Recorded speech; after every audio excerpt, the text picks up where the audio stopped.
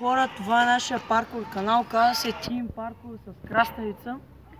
Само преди да започнем да кажем само, че майките и бащите ни спонсорират тези видеа и всичко, което направим, ще бъде благодарение на тях. Искам да благодаря на мама и на тати. Нека ли моят човек да благодаря? Благодаря. Има още един човек, който трябва да се представи. Нека да държим камерата. Ето го. Сега ще го покажем. Здравейте! Благодаря на нашите майки, на моята майка и баща. На моята майка и баща. Може да му викате Пепеч, така му е истинското име. Не, Пепи е по-добре. Добре, това момче е Скалата, а пък коментатора в началното време е Данката Уе. И сега ще ви покажа малко нека първо Скалата да ни покаже малко паркур на живо. Следваме го. О, не! Какво ще прави от тук? Ето вижте хора, това беше много трудно.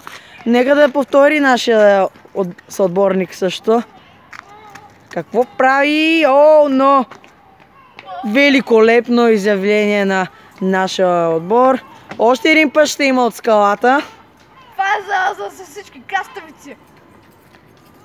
Така, нека сега и мен да ме снимат. А не последно ще бъде това. Така, моля снимайте и други. От мен ще видите едно нещо наричано на бумаяк нещото. Така и след това едно превъртане наречено салто на пейка. Сарали и капейка. Прискачане. Слизане. След малко ще си видим и там на дървото. Обърни камерата. И ще пуснем някаква музика. Няма да пускам. Що сме неща се. Ходим към път. Чакай. Давай! Пак чок. Качвам се.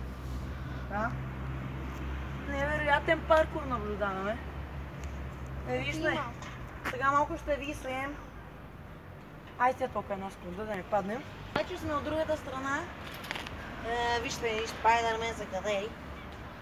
Продължаваме с катеренето на оградата. Много мъчително. Нека започнем докато стигна до якото място. И сега идва мой ред, аз ще се качу. Оп, соп-селик. Данка, защо пресееш, бе? Защото е тесло.